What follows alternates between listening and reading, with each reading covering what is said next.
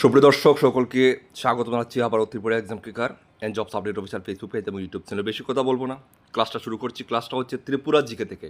প্রত্যেকটা সরকারি চাকরির পরীক্ষার জন্য যারা আপনার প্রিপারেশন নিচ্ছেন, ত্রিপুরা হাইকোর্টের পিয়ন বলেন, জে বলেন, ফরেস্ট গার্ড বলেন, জেআরবিটি বলেন, ত্রিপুরা পুলিশ বলেন, জেল পুলিশ বলেন, প্রত্যেকটা পরীক্ষার জন্য এই প্রশ্নগুলো আপনাদের খুবই কাজে লাগবে। ফ্রি অফ কস্ট ক্লাস আমরা দিচ্ছি, অবশ্যই ক্লাসগুলো ফলো করবেন।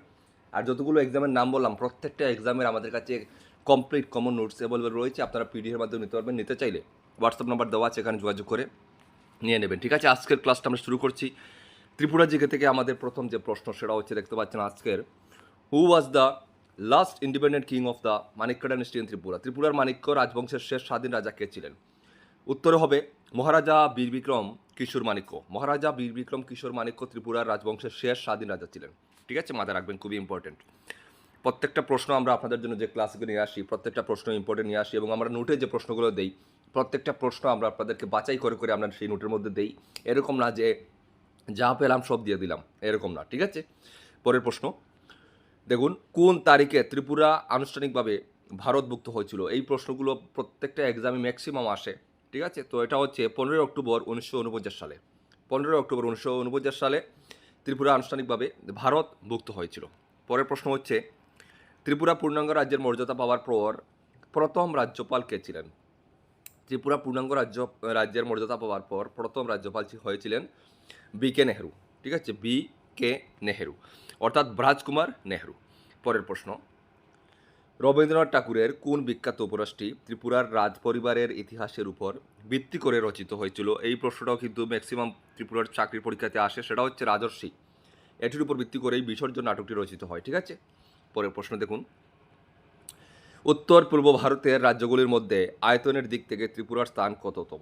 তো উত্তর পূর্ব ভারতের রাজ্যগুলির মধ্যে কিন্তু আয়তনের দিক থেকে ত্রিপুরার স্থান হচ্ছে 7। ঠিক আছে, সিকিম হচ্ছে স্মলেস্ট, ত্রিপুরা হচ্ছে সেকেন্ড স্মলেস্ট, অর্থাৎ সপ্তম, দ্বিতীয় ক্ষুদ্রতম, মাথায় রাখবেন। ঠিক আছে, পরের প্রশ্ন দেখুন, which river is known as the lifeline of Tripura? কোন নদীটিকে ত্রিপুরার জীবনরেখা বলা হয়? সেটা হচ্ছে মনু নদী। ঠিক আছে, মনু নদী। আরেকটা প্রশ্ন, উপরের প্রশ্ন, এটা আপনাদের কনফিউশন থাকে, আমরা সেটা দূর করে দিচ্ছি। এখানে আমরা যে 7 বললাম ত্রিপুরা, ঠিক আছে, সেকেন্ড হচ্ছে এবং সপ্তম দ্বিতীয় ক্ষুদ্রতম হচ্ছে ত্রিপুরা। ঠিক আছে না, তো 7 কেন বললাম? ত্রিপুরা আমরা জানি কিন্তু নর্থ ইস্টে আমরা 7 স্টেট, কিন্তু নর্থ ইস্টে হচ্ছে 8টা স্টেট, 7টা সেভেন সিস্টার নামে পরিচিত, এবং একটা হচ্ছে ব্রাদার। ঠিক আছে, তো 7 সিস্টার আমরা সবাই জানি, তো টোটাল কিন্তু 8টা হয়। 7 সিস্টার আলাদা, আর একটা কিন্তু ব্রাদার, টোটাল 8টা, এটা মাথায় রাখবেন। আচ্ছা, পরের প্রশ্ন দেখুন, ত্রিপুরার বিখ্যাত নির্মহল প্রাসাদটি কোন হ্রদের মাঝখানে অবস্থিত? সেটা হচ্ছে রুদ্রসাগর লেক। ঠিক আছে, অর্থাৎ রুদ্রসাগর হ্রদের মাঝখানে অবস্থিত। পরের প্রশ্ন, ত্রিপুরার কোন পাহাড়ের পাথরের খোদাই করা মূর্তিসমূহকে উত্তর পূর্ব ভারতের আঙ্কর ভাট বলা হয়? ভেরি ইম্পর্টেন্ট, সেটা হচ্ছে ঊনকোটি। ঠিক আছে, ঊনকোটি। পরের প্রশ্ন, বর্তমানে ত্রিপুরায় মোট কয়টি জেলা এবং কয়টি মহকুমা রয়েছে? তো উত্তর হচ্ছে 8টি জেলা রয়েছে এবং 23টি সাব ডিভিশন রয়েছে। ঠিক আছে, এটাও কিন্তু ম্যাক্সিমাম পরীক্ষাতে আপনাদের জিজ্ঞেস করা হয়। পরের প্রশ্ন, ত্রিপুরার ঐতিহ্যবাহী কার্চি পূজা কতজন দেবদেবীর উদ্দেশ্যে উৎসর্গ করা হয়? সেটা হচ্ছে 14 জন। ঠিক আছে, 14 জন। নেক্সট, 1948 সালে ত্রিপুরার বিখ্যাত কৃষক বিদ্রোহটি কী নামে পরিচিত? সেটা হচ্ছে গোলাঘাটি কৃষক বিদ্রোহ। ঠিক আছে, গোলাঘাটি কৃষক বিদ্রোহ নামে পরিচিত। নেক্সট প্রশ্ন দেখুন, ত্রিপুরার রাষ্ট্রীয় পশু এবং রাষ্ট্রীয় পাখি কোনটি?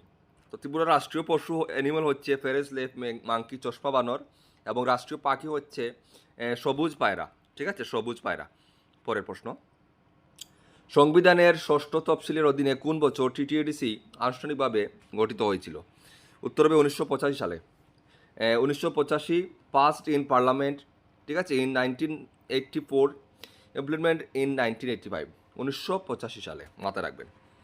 নেক্সট, ত্রিপুরার সাথে বাংলাদেশের দীর্ঘতম আন্তর্জাতিক সীমানা রয়েছে এবং সীমানার দৈর্ঘ্য কত?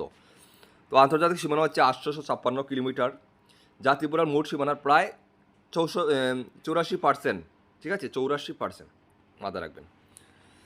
পরের প্রশ্ন দেখুন, হু build the famous Tripura Sundari temple Matabari in Udaipur? উদয়পুরের বিখ্যাত ত্রিপুরা সুন্দরী মন্দির মাতাবাড়ি কে নির্মাণ করেছিলেন? উত্তর হবে মহারাজা ধন্যমাণিক্য, 1501 সালে। মহারাজা ধনমাণিক্য 1501 সালে নির্মাণ করেন। সুপ্রিয় দর্শক, আমরা যে নোটসগুলো আপনাদেরকে প্রোভাইড করি, শুধু নোটস না, আমরা নোটস নেওয়ার পরে আপনাদেরকে আমাদের যে ইম্পর্টেন্ট গ্রুপ রয়েছে সেটাতে আমরা অ্যাড করি, যেখানে যে পরীক্ষার নোট নেবেন সেটাতে আমরা গ্রুপে আপনাদেরকে আলাদা আলাদা গ্রুপ আছে, সেগুলোতে আমরা অ্যাড করি, যেখানে পরীক্ষার আগে পর্যন্ত আমরা আপনাদেরকে গাইডেন্স দেবো, পরীক্ষার প্রিপারেশন করাবো, আরও ইম্পর্টেন্ট নোটস প্রোভাইড করবো ইত্যাদি। ঠিক আছে, শুধু শুধু নোটই আমরা সীমাবদ্ধ নয়। তো অবশ্যই ত্রিপুরা এক্সামকে একটা বিশ্বস্ত প্রতিষ্ঠান, আপনারা আমাদের সাথে যুক্ত হওয়ার চেষ্টা করবেন যদি আপনি ইন ফিউচারে একটা সরকারি চাকরি, ভালো চাকরি আশায় আছেন। তো যারা নিতে চান আমাদের হোয়াটসঅ্যাপ নাম্বার দেওয়া আছে, হোয়াটসঅ্যাপে যোগাযোগ করে নিতে পারবেন। তো আজকের মতো ক্লাসটা এখানে শেষ করছি। অবশ্যই নেক্সট ক্লাসগুলো এরকম দেখার জন্য আমাদের Facebook page, YouTube channel, Instagram এগুলো সাবস্ক্রাইব ফলো করে নেবেন। আজকের মতো বিদায় নিচ্ছি, দেখা হচ্ছে নেক্সট ভিডিওতে। জয় হিন্দ।